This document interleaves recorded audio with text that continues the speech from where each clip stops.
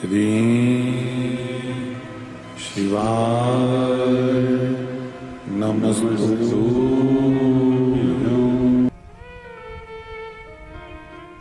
तकलीफ में जिंदगी जी रहे हो, बहुत दुख की जिंदगी जी रहे हो, बहुत कष्ट की जिंदगी जी रहे हो, उनसे केवल निवेदन करूंगा 3 महीने 2 जगह पर जल चढ़ाना प्रारंभ कर दीजिए। केवल 3 महीने।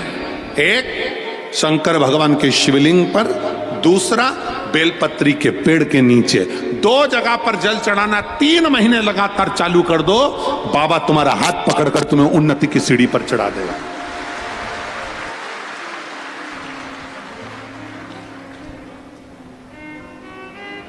हमें कोई चमत्कार करना नहीं आता और ना हम कोई तंत्र विद्या या मंत्र विद्या जानते हैं, ना हमारे पास में बेल है, ना हमारे पास में भभूति है। हमारे पास में तो केवल शिव का नाम है। आप श्री शिवाय नमस्तुभ्यम बोलो, ओम नमः शिवाय बोलो, नमः शिवाय बोलो, चाहे महामृत्युंजय मंत्र बोलो, उसका स्मरण करते करते भगवान शंकर के शिवलिंग पर जल और उसी पात्र में जो जल तुमने शंकर जी को चढ़ाया है उसमें से अगर आपके जीवन में दुख है, कठिनाइयां हैं, परेशानियां हैं, तो आप पंडित प्रदीप मिश्रा जी द्वारा सत्यम शिवम सुंदरम कथा में बताए गए इस उपाय का प्रयोग करके अपने जीवन के सभी कष्ट, दुख एवं परेशानियों को दूर कर सकते हो। उपाय के अंदर आपको 2 जगह पर जल चढ़ाना प्रारंभ कर देना है। पहला तो शिव जी पर और दूसरी जगह है बेलपत्र का पेड़। अगर आप इन दोनों जगहों पर एक ही लोटे से जल चढ़ाना प्रारंभ कर देते हैं तो आपका 3 महीने के अंदर ही आपकी सभी कष्ट एवं परेशानियां आपके जीवन से दूर हो जाएगी। और यदि आपके घर में धन संपदा की कमी है तो आप प्रत्येक सोमवार शाम को बेलपत्र पेड़ के नीचे घी का दीपक लगाना प्रारंभ कर दीजिए। यह उपाय पंडित प्रदीप मिश्रा जी द्वारा बताया गया है। बचा हुआ थोड़ा सा जल बेलपत्री के पेड़ के नीचे चढ़ाना प्रारंभ कर दो। अलग से बेलपत्री के पेड़ के नीचे चढ़ाने के लिए अलग से लोटा भर के जल जरूरत नहीं पड़ेगी। जो तुमने शिव जी को जल चढ़ाया, जो तुमने देवाधिदेव महादेव को जल चढ़ाया, बस उसी पात्र का जल शंकर जी को चढ़ाओ। उसमें से बचा हुआ थोड़ा सा जल बेलपत्री के वृक्ष के नीचे चढ़ाना प्रारंभ करना।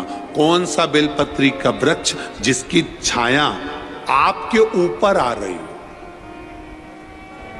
शिव महापुराण बड़ी सुंदर बात कहता है, ध्यान दीजिएगा।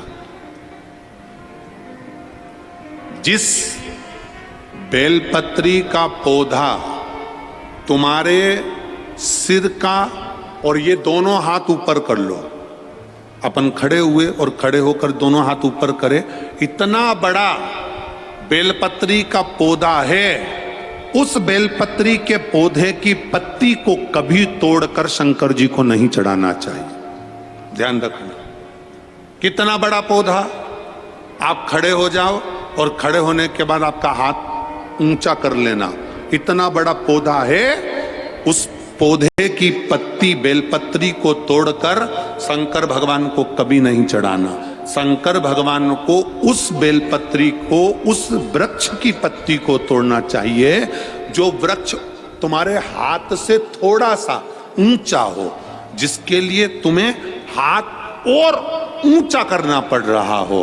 जैसे एक बच्चा अपनी मां की गोद में बैठने के लिए दोनों हाथों से उचकता है, आवाज लगाता है, उचकता है, आवाज लगाता है, हाथ ऊपर करता है, तो मां उस बच्चे को गोदी में ले लेती है। उसी तरह उस बेलपत्री के वृक्ष की पत्ती तोड़ना चाहिए जिसने थोड़ी उन्नति कर ली हो, जो थोड़ा ऊंचा हो गया हो। तुम उसको पाने का प्रयास करो तो भगवान भी तुम्हें अपनी गोदी में ले ले। ऐसे वृक्ष की पत्ती तोड़।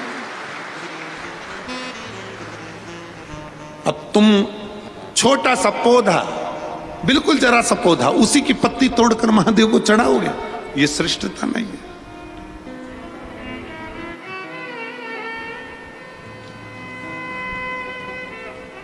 छोटा सा पौधा है, उसकी पत्ती को तोड़कर आप चढ़ा रहे हो महादेव को, उसमें श्रेष्ठता नहीं है। वो छोटा है।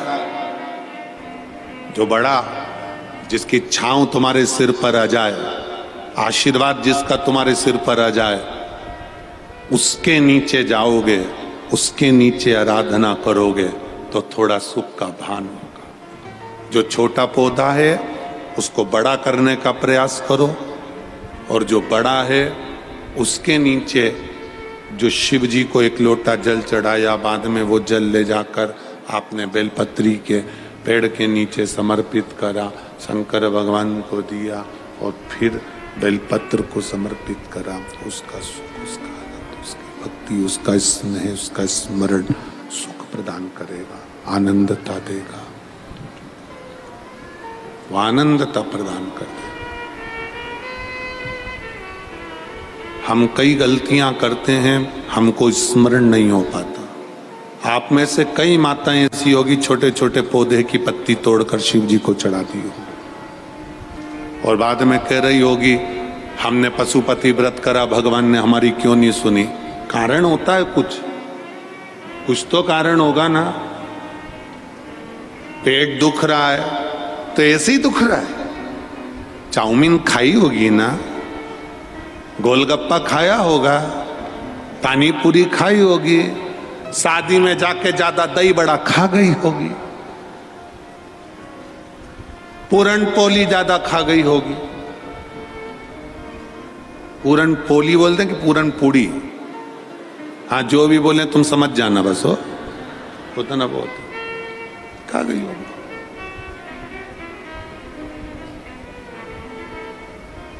अब पेट दुख रहा है, कुछ तो खाया होगा ना।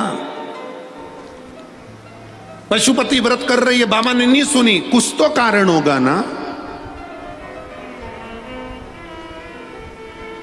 आंखों में से पानी गिर रहा है, डॉक्टर पूछ रहा है कितनी देर मोबाइल चलाती हो। मैं तो बस थोड़ी सी देर चलाती हूं। अब उसकी सास से पूछा जाए तुम्हारी बहू कितनी देर मोबाइल चलाती, सुबह से रात तक। सही तो वो बताती है ना, उससे पूछो। पलंग पर पड़े हो, मोबाइल चला रहे हो, आंख मिच मिच कर रही है, लाइट कमरे की बंद है, अकेले पड़े, व्हाट्सएप चला रहे, फेसबुक चला रहे, यूट्यूब चला रहे, देख रहे, आंख में से आंसू बह रहे। डॉक्टर पूछ रहा है कितनी देर लैपटॉप पर काम करती हो, कितनी देर मोबाइल चलाती हो।